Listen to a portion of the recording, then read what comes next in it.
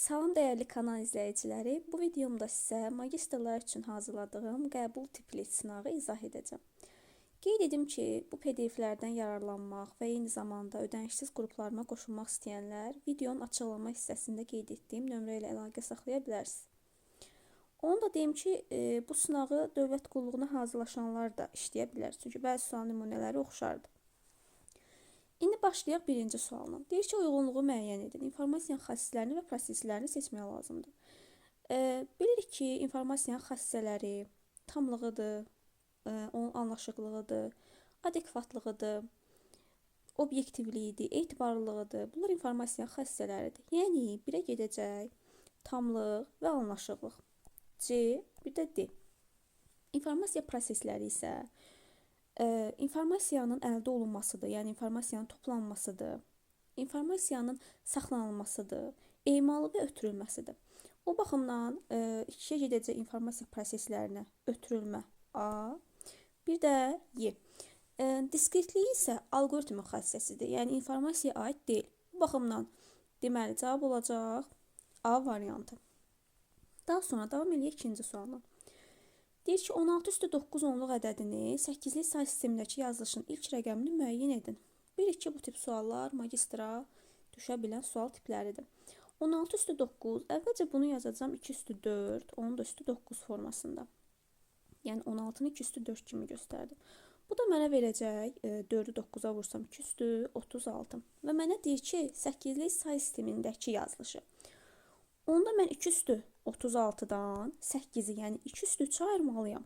Bu zaman 2 üstü 3-ə ayırsam, 36-nı 3-ə bölsəm, mənə verəcək 12.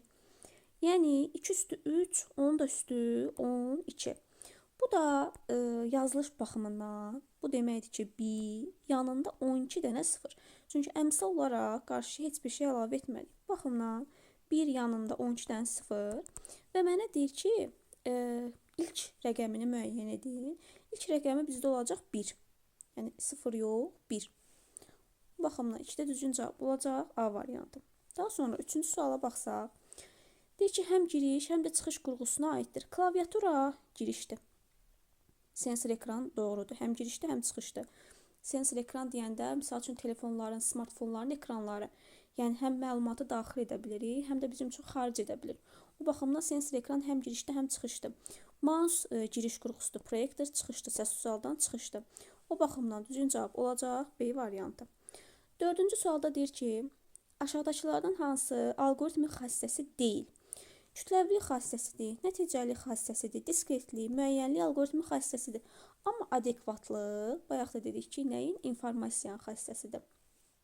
Daha sonra davam edək 5-ci sualına. Deyir ki, mətn redaktorunda əzmlə çalış sözləri yazıldı. Aşağıdakı əməliyyatlardan sonra mətn redaktorunda cəmi neçə söz qalacaq? Ekrana yazaq, əzmlə çalış. Daha sonra deyir ki, əzmlə sözü seçildi və Ctrl-C klavişlər kombinasiyası çıqqıldadıldı. Yəni, əzmlə sözünü seçib Ctrl-C-ni vursam, mən bu sözü kopyalamış olacam. Daha sonra deyir ki, kursor mətnin sonuna yerləşdirilir və bir boşluq simvolu daxil edildikdən sonra Ctrl-V. Kursoru bura yerləşdirdim, bir dənə boşluq qoyacam və daha sonra Ctrl-V-ni vursam, əzmlə sözü bura yazılmış olacaq. Sonra deyir ki, bütün mətn seçildi, Ctrl-X klaviş kombinasiyası çıqqıldadıldı. Ctrl-X nədir? X-dan yadda saxlayın ki, qayçıdır, yəni qayçıya oxşuyur da, kəsir. Heç nə, bu sözü əzmlə çalış, əzmlə. Bu sözü kəsəcək, həm mübadilə bu ferində saxlayır, həm də elə bil ekrandan silir. Daha sonra deyir ki, kursor hər dəfə, bunu silək, kursor hər dəfə növbəti sətrin əvvəlinə keçməklə 3 dəfə Ctrl-V çıqqıldadıldı. Onda belə olacaq da, əzmlə çalış, yenə əzmlə, bu söz idi ekranda. Bu birinci sətir, sonra düşəcək hər dəfə növbəti sətirdən yenə bu sözü yazacaq, növbəti sətirdən yenə bu sözü yazacaq. Və bizə deyildi ki, sualda, mətn redaktorunda cəmi neçə söz olacaq? Baxın, 3 sətir, hər sətirdə 3 dənə söz olsa, əzmlə, çalış, əzmlə. Nəticədə bizə verir 9 dənə söz. Bu baxımdan düzgün cavab olacaq 4-də A variantı. Daha sonra baxsaq, 5-ci sual qeyd eləməmişik, 6-cı sualda deyir ki, printerin növlərinə aid deyil.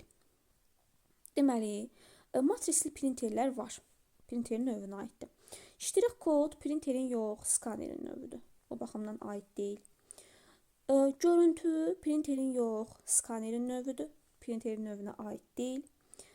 Lazerli printerin növünə aiddir.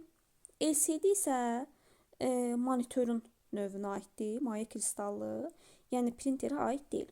Bu səbəbdən düzgün cavab olacaq 2, 3, 4 A variantı. Davam eləyək 7-ci sualına. Deyir ki, kursorun idarə olunması klavişinə aid deyil. Ümumiyyətlə, kursoru idarə edən 8 dənə demişim klavişi yadda saxlayın. Home, End, Peg up, Peg down, bir də yuxarı, aşağı, sağa, sola oxları yadda saxlayın. Ki, bunlar kursoru idarə edən klavişlərdir. Aid olmayan da Shift olacaq ki, deməli C variantı. Daha sonra davam eləyək 8-ci sualına. Bu da printer məsələsinə aid olan sual nümunəsidir. Bu formada yaxınlaşdırım. Deyir ki, mətn 44 səhifədən ibarət olarsa, bu fraqmentə görə ən çoxu neçə vərəq lazım olar? Baxıram, nə olsun ki, bura 44 səhifə yazıbdır. Custom range, diapazon istəyir məndən aralıqdır. 6-dan 11-ə, 13, bir də 15-dən 21-ə.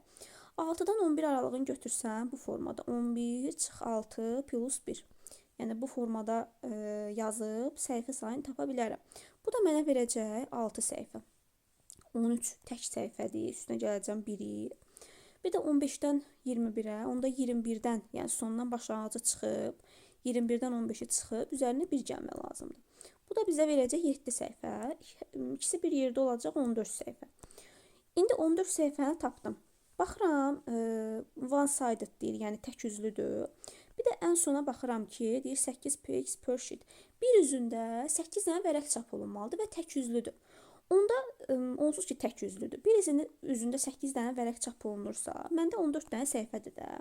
Mən bu 14 səhifəni onda 2 dənə vərəqə yerləşdirə bilərəm.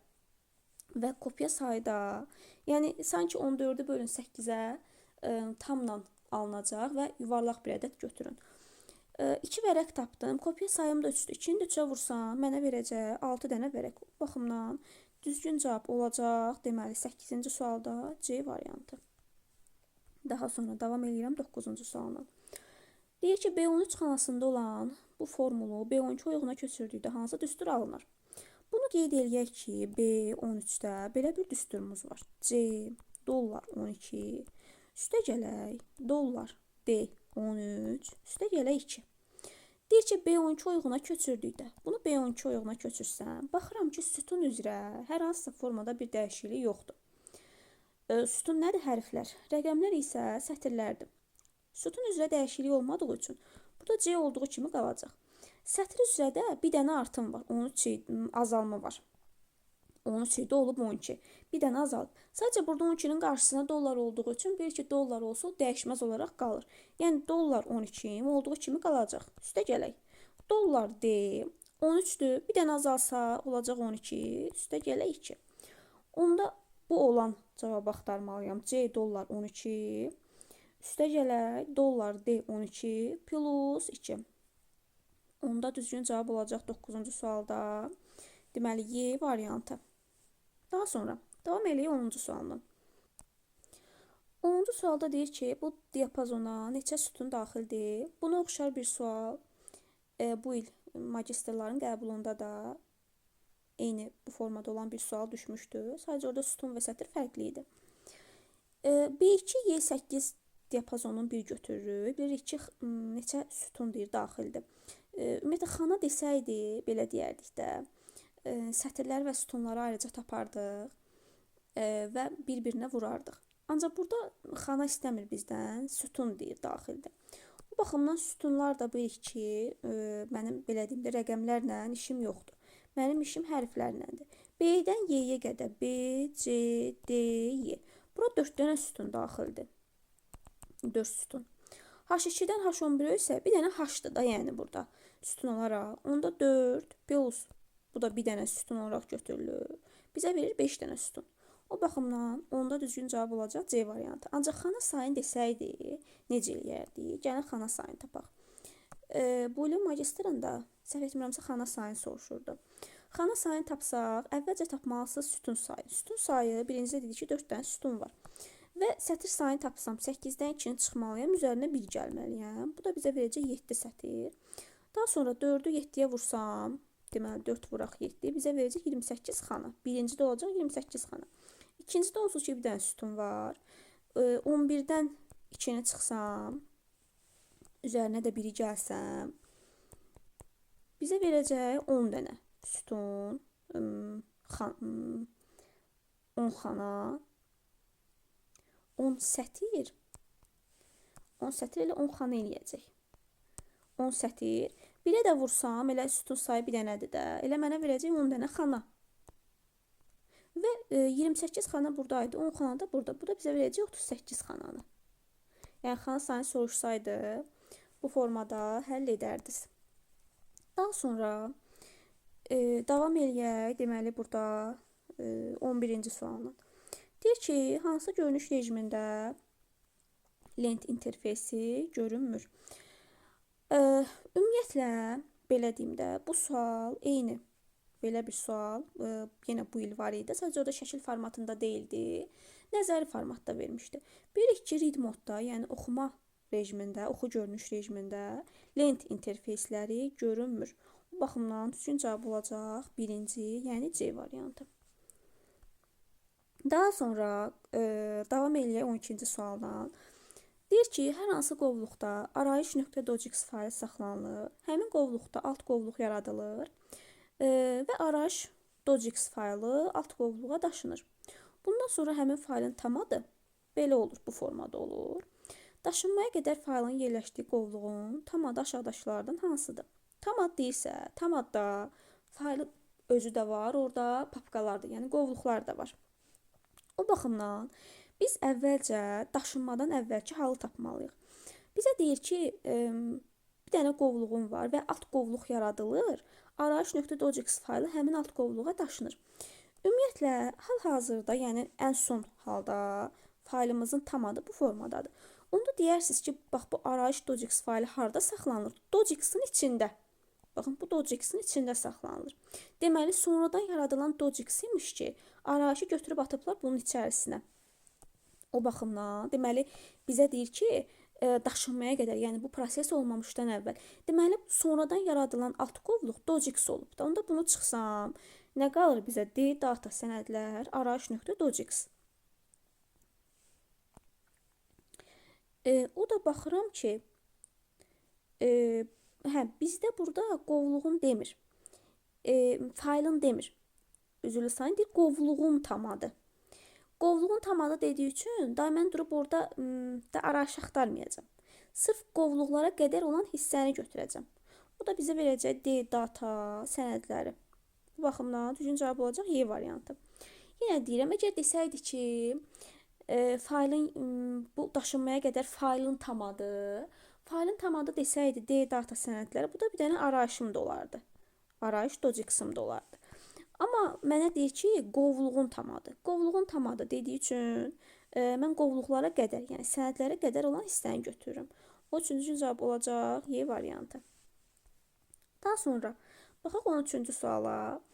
Yenə bu ilin magistrında da buna oxşar bu tipdə bir sual düşmüşdü.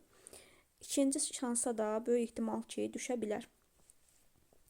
Deyir ki, 516 səhifəlik sənədin İlk 2 və son 2 səhifəsində 15 kilobayt həcmə malik qrafik təsvir var. Əvvəlcə biz bu tiplərdə şəklin həcmin qrafik təsvir deyir. Ayrıca tapmalıyıq. Daha sonra mətnin həcmini tapıb onları bir yerdə cəmləməliyik. Ümumiyyətlə 516 səhifədir.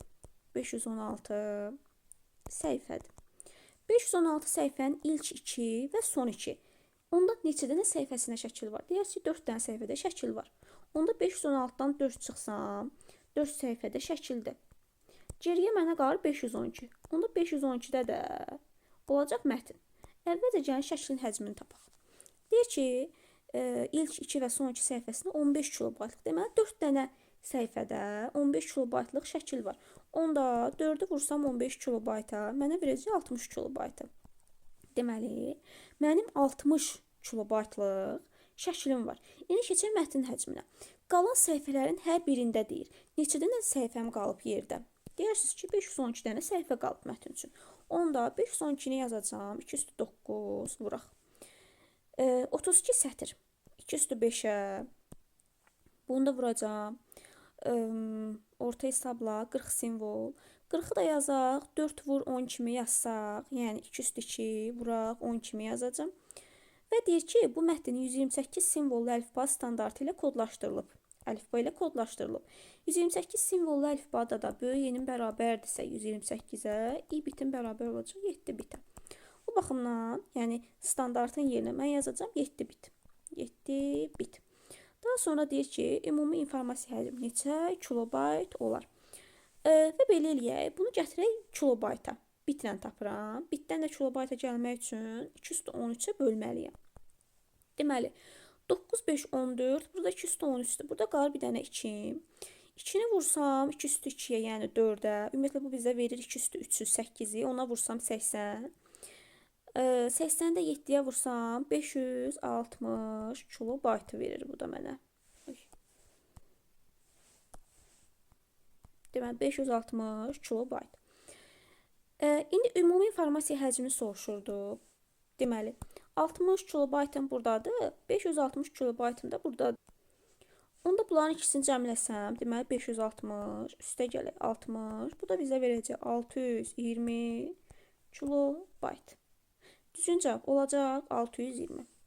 Daha sonra davam eləyək 14-cü sualla. 14-cü sual tipində olan bir sual da bu il qəbula düşmüşdü magistrdan. Sadəcə orada 3 ölçülü də var, raster vektor var idi, bir də əlavədən 3 ölçülü qrafika da var idi. İndi bunun sadə yolu, yəni ümumiyyətlə raster necə yadda saxlayarsınız, vektoru necə yadda saxlayarsınız? Rasterda deməli istifadə olunur açar sözlərdən. Misal üçün var paint açar sözü. Adında var foto, yəni raster qrafik redaktoruna aid olan proqramların adında bu açar sözlər var. Paint, foto, sonra image. Baxın, bu açar sözləri gördünüzsə, deməli bunlara aiddir rastra. İndi baxsaq, bunların olduğu, baxın, var Tux Paint var, bir də Corel Photo Paint var. Deməli, foto da var, paint də var adında. B ilə C aid olacaq 2-yə. Onda vektora da gedəcək Corel Draw, Adobe Illustrator, bir də OpenOffice Draw. Baxımdan 1-ə gedəcək A, D, Y. 2 də olacaq B, C. Düzgün cavab olacaq bu formada. Sonra davam eləyək 15-lə. 15-ci sual da algoritmə aid olan bir sualdır.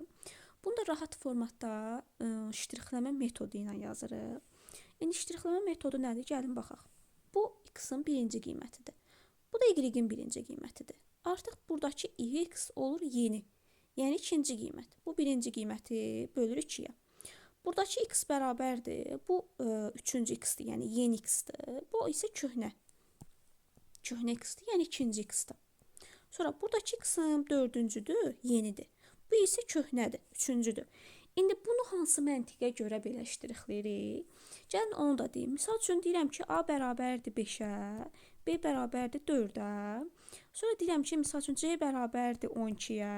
Bir də deyirəm ki, A bərabərdir, nə bilim, B plus C-yə. İndi A-nın yeni qiyməti olaraq artıq siz burada 5-i götürmürsünüz. Artıq A-nın yeni qiyməti olaraq B plus C-ni, yəni 12 plus 4, 16-nı götürürsünüz. Baxın, o baxımdan bu köhnə qiyməti idi, birinci qiyməti idi. Bu olur ikinci qiyməti. Yəni ştrixləmənin məntiqi buradan irəli gəlir. İndi yerinə qoyub həll eləyək. Deməli, deyir ki, x dəyişəni 15 qiymətini alacaq, y dəyişəninin qiymətini tap. Ən sonunda baxın, bu x-im alıb 15 qiymətin. Onda 15 bərabərdir. Biraz bu tərəfdən yazım. Deməli, 15 bərabər olacaq. X3-ün yerinə nə yaza bilərəm? X2 plus 3. Yəni bu formada x2 plus 3, bir də üstünə gələk 8. Bunu yazsam, onda x2 nəyə bərabər olacaq? 15-dən 11-ə çıxsam 4-ə. X2-ni tapdım ki, sən 4-sən. Onda gəlib burada x2-nin yerinə 4 qoysam, deyirsiniz ki, 4 bərabərdir x1 bölü 2-yə. X1-i tapa bilərəm. Onda x1 bərabər olacaq 8-ə. Aha, x1-i 8 tapdımsa, gedib x1-in yerinə qoyub, y1-i tapa bilərəm. Onda deməli 8 bərabər olacaq y1 plus 5-ə. 10 da y1 də bərabər olacaq 3-ə. Vəssalam. İştirxana metodu ilə yerinə qoyub həll elədik. Əslində sondan əvvələ də gələ bilərdi. Sadəcə bəzən bunu uzun formatda verəndə o formada gəlmə biraz qarışıq olur. Bu baxımdan deməli 15-də düzgün cavab olacaq 3.